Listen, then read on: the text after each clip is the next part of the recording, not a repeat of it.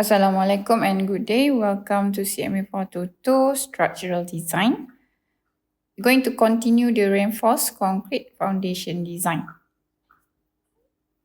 We're going to look at the example number 1. A column 400 mm by 400 mm carries a dead load of 800 kilonewton and imposed load of 300 kilonewton. The safe bearing pressure is 200 kilonewton per meter square. Design a square base to resist the load. The concrete grade is 35 and our reinforcement grade is 460. The condition exposure is moderate for non-aggressive soil. Nominal cover is 40 mm. For concrete that casts against the blinding, assumption is given for the weight of footing 130 and the overall height of footing is 600 mm. And it's also stated that you have to use 6 mm diameter bars. Therefore, we're going to label what's given, the information. So 400 mm by 400 mm ni adalah width of the column. Therefore, kita tahu dia punya information di sini referring pada C 800 kilonewton ni adalah GK, QK 300, safe bearing pressure PB, this one adalah FCU, 460 is FY, ini adalah concrete cover 40 mm, this is H or the height of the footing, diameter of the main reinforcement. Okay, and another one, this is W, which is the self-weight of the footing. The assumption is given. Okay, next we're going to look at the solution here.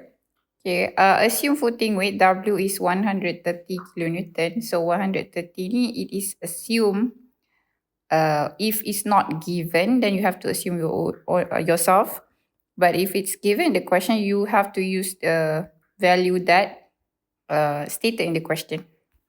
First, we need to calculate the serviceability load, which this one we're going to find the area of the footing, which the formula is 1.0 JK plus 1.0 QK plus 1.0 W.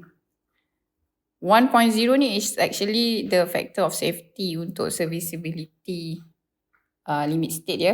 Kalau kita nak design untuk base, kita tak perlu darab. Macam kalau kita kira untuk ultimate load, kita darab dengan 1.4 for example untuk JK kan. That one adalah dia punya factor of safety. So here, it is only 1.0 Therefore, masukkan je the value of GK 800, QK 300 and the self weight which is given in the question 130 kilonewton. And we get the total serviceability load 1230. Next, we're going to find the size of base, which is equal to N divided with the bearing capacity of the soil, which means that bearing capacity of the soil ni adalah PB tadi. So, dia dah bagi 200 kilonewton per meter square and you will get 6.15 meter square. Right, so, 6.15 ni adalah the whole area. So, you need to square rootkan the value. You will get 2.4799 meter. Okay, so maksudnya satu side ni 2.4799 lah. Tapi kita tak nak lah value yang macam ni kan. Therefore, I round it up to 2.5. Maksudnya sekarang untuk satu side ini dia adalah 2.5, di sini 2.5. Minimum dia adalah 2.4799. So kalau you dapat 2.41 sekalipun, you tak boleh round down dia to 2.4. Dia kena macam mana pun kena lebih daripada that value tu. Tak boleh you turunkan, you kena round it up. Therefore, you dapat new value for the area is no longer 6.15, it is 6.25 Sebab 2.5 darab 2.5, you akan dapat 6.25. Next, kita akan nak check whether our assumption ni okay atau tak. Tapi walaupun sebenarnya assumption ni given sebenarnya, diberi. Jadi, kita just nak see saja, nak check saja. The overall depth of the footing H it is given the question which is 600. So stick with it. Kalau dia tak bagi baru assume.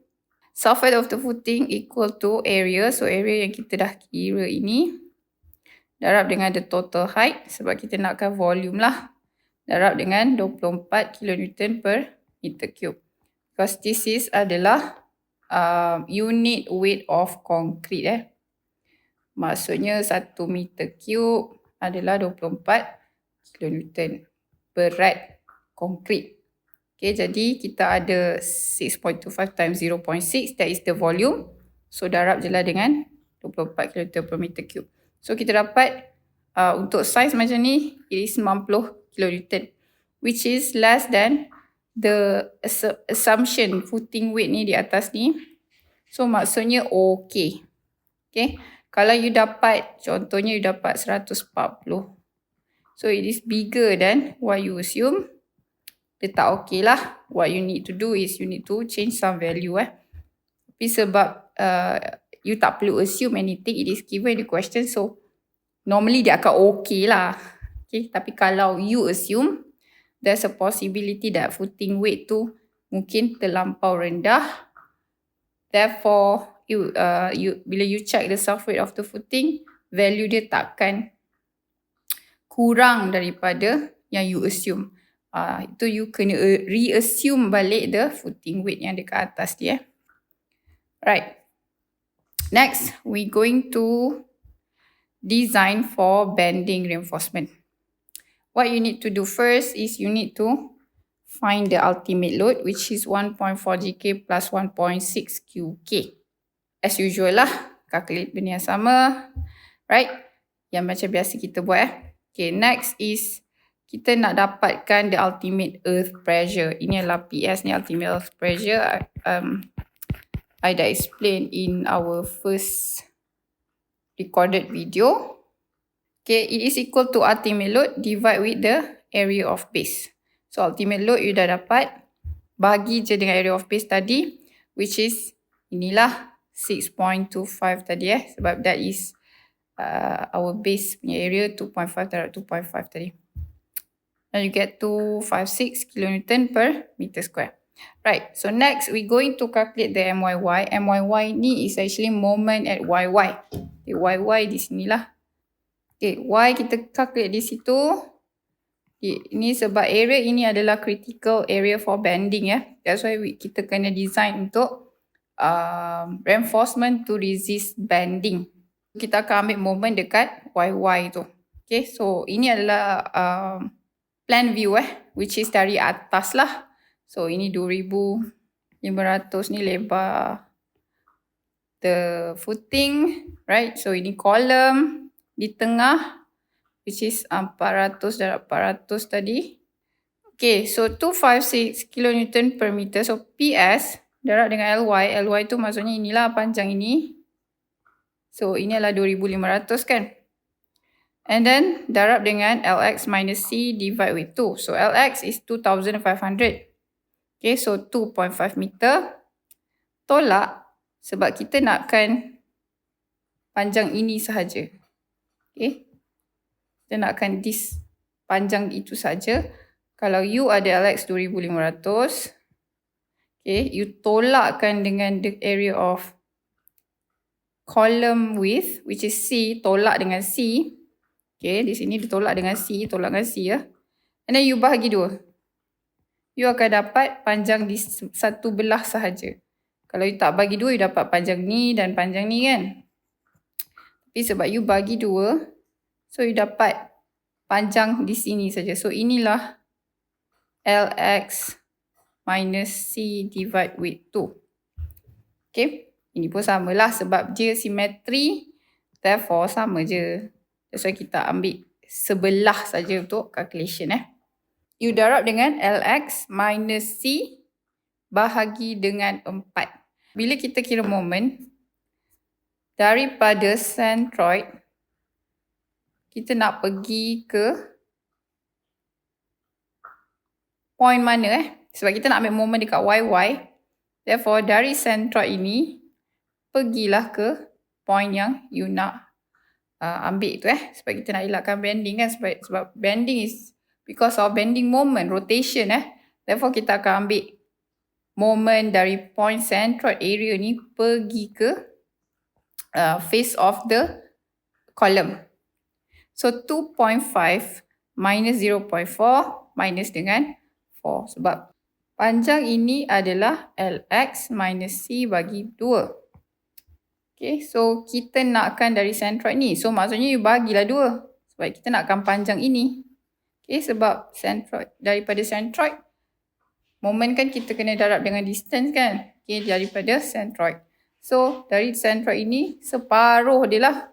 So therefore Lx minus C divide with 2 bahagi lagi 2. So betul tak? Maksudnya Lx minus C bahagi 4 lah. Okay, sebab Lx minus C bagi 2. Kalau kita bagi lagi 2, saya darab 1/2. So bagi 4. So inilah dia. Okay, so kita dah dapat. So you darabkan everything, you will get the value of MYY. Next, we're going to check for shear. Right, so this is a preliminary checking saja. First, we need to calculate the value of D. Sebab, as you know, untuk foundation, ni adalah plan view. So, normally, untuk foundation, dia punya bar bersilang. Maksudnya dia banyak. So, dia banyak lah. So, dia banyak bar. Okay, dia bersilang. Dia tak ada link untuk foundation.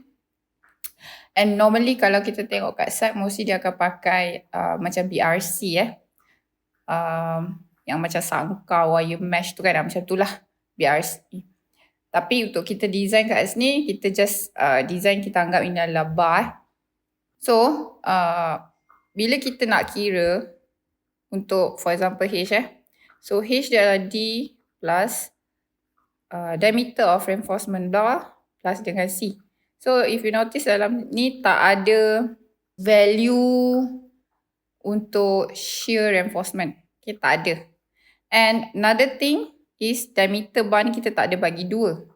Right? Sebab reinforcementnya, for example, okay, dia bersilang, so you ada main reinforcement dan main reinforcement. So both ni adalah main reinforcement yang bersilang tu kan. Okay, so ini yang bersilang kat bawah. So atas tu ada yang silang lagi. Berlawan dengan arah dengan dia. Therefore, dia punya effective dah lah sampai daripada dia punya the top, the very top of the foundation. Sampai ke main reinforcement di sini. Okay, so habis satu main reinforcement sebab main reinforcement ada 2 layer. Atas dan bawah bersilang. Okay, so sampai sini adalah D. Next, you ada lagi another diameter of main reinforcement and then you ada concrete cover. That's it. Okay, so itu adalah total H. Right, so kita nak dapatkan the value of effective depth. Therefore, H kena minuskan dengan diameter of main reinforcement minus dengan C. So, main reinforcement dia dah bagi assumption di sini which is 6 mm kita kena pakai. And the concrete cover also mentioned in the question 40 mm. Therefore, you dapat 544 mm. That is for effective depth.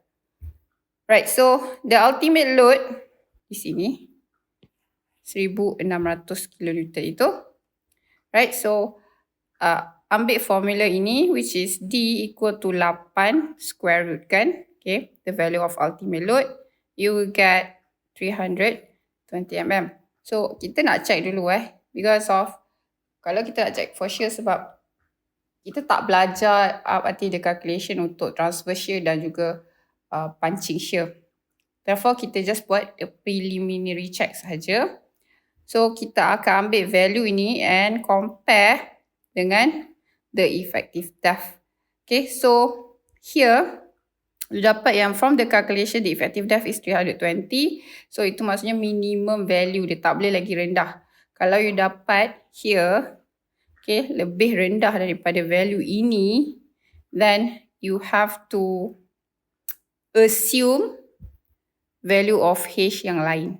Right? Tak boleh pakai that 600 mm lah. Tak tercapai nanti. Tapi sebab H ni dah diberi dalam soalan, so obviously mesti okay. Tapi kalau you sendiri yang assume, ada possibility dia tak okay lah. So kena mungkin assume another value of H. Right. So next kita akan kira for the bending reinforcement. Okay. So since M here, so M kat sini adalah MYY. Jangan pakai M biasa. So K equal to MYY divided with FCUBD square. Masukkan saja as usual. FCU given 35. The B. So kita dah. Okay, so ini LX. Ini LY. Right, so B ni adalah LX dan value of LY itulah. Which is 2,500. And the D is the effective depth 544. Kita dah kira di sini. Here I get 0.014. Next, we're going to calculate the value of Z. D equal to 0.5. Okay, so 0.25. Bahagilah, ambil value of K, masukkan dan you akan dapat 0.94. So I think I have mentioned previously, usually untuk foundation design, okay, that's why kita kena biar dia dalam, masa kita kira Z dalam D kita kena maintain dia biar ada dalam D supaya kita boleh compare dengan 0.95 ni. That's the reason because here if you notice that the value of Z lebih daripada 0.95D sebab kita dapat 0.984D. Therefore, masa kita kira AS, you have to use the 0.95D. Tak sama macam kalau kita design for beam, kita akan ambil value ini sebab dia lagi rendah. Okay, tapi here value ini lebih tinggi daripada value ini. Therefore, kita akan ambil 0.95D. The maximum Okay, so notice here DAS ini dia pakai this 0.95D. So sama juga here this is MYY 0.95, FY 460 given and Z 0.95 that up dengan D 544. So this is the value of AS. Next. Okay, kita nak tengok the distribution of the reinforcement. Right, so guna formula 3C over 4 plus 9D over 4. C here referring to the column width bukan concrete cover. So if you notice dalam foundation design untuk reinforced concrete, C ada dua. Satu concrete cover, satu lagi column width. So 3C over 4 plus dengan 9D ni, D adalah effective depth over 4. I dapat 1524 mm. Okay. And LC ni adalah length from center line. Which is, okay, this is a plan view. So center line of the foundation. So this is LC. So LC ambil je lah dia punya width which is 2500, bahagi je dengan 2 dan you dapatlah berapa value ini. I dapat 1250 and we need to compare with 3C over 4 plus 9D over 4 which is 1524. So bila you dapat LC less than this value, meaning that the reinforcement should be uniformly distributed. However, if there's a case whereby you dapat LC is bigger than 3C over 4 plus 9D over 4, the reinforcement akan 2/3 daripada reinforcement tu akan berada di area ini. 2/3. Okay, 1/3 je dekat sini. Dari sini sampai tengah-tengah kolom ni akan 2/3 concentrated dekat situ. 1/3 je balance dekat ujung. Right? So kat sini macam ni kita nak tahu berapa besar panjang ni. Okay, panjang dari sini adalah 1.5D. Okay. So dari center line of column sampai 1.5D from the face of the column, jarak dia sampai ke sebelah ke foundation tu, sampai ke sini adalah 1.5D. Dia akan 2/3 daripada AS akan concentrated here. Right? So 1/3 saja yang akan duduk dekat area ini. Okay. So kita tak dapat macam tu lah. And I'm make sure that soalan yang you dapat takkan dapat macam ni supaya tak complicatekan lagi you design lah. Okay, so LC is bigger than 3C/4 plus N/4, dia akan jadi macam ni. Tapi since kita dapat last, okay, therefore dia uniformly distributed. So kita akan refer to table sebab kita nak design. Sebab kita dah ada value of AS which is 1562.157. Okay.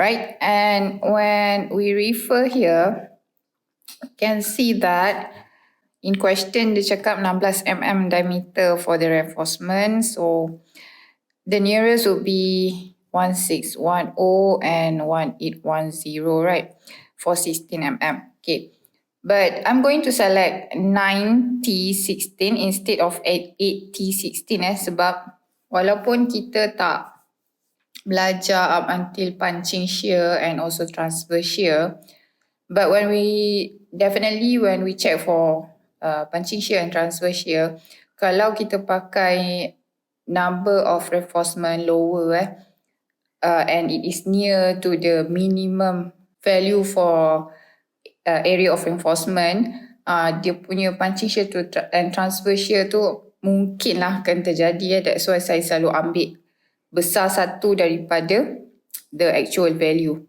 So saya ambil 90/16 for this. Then I letaklah 90/16 here and I have to check for the spacing. So spacing as usual, we're going to take the value of the breadth minus with number of bars darab dengan 16 mm the diameter, and di sini tak ada link, therefore terus minus dengan dia punya concrete cover dua-dua belah lah, right? So and then bahagi dengan number of bar minus 1, I dapat 284.5, which is this is the maximum value for spacing. Kita kena go lower than that sebab lagi rapat bar tu lagi bagus, therefore I choose 280. Okay, tapi kalau kita pakai BRC, the calculation might be different lah. Okay, sebab BRC dia ada standard spacing between. Tak ada 280, dia macam 100, 200, 150 macam tu.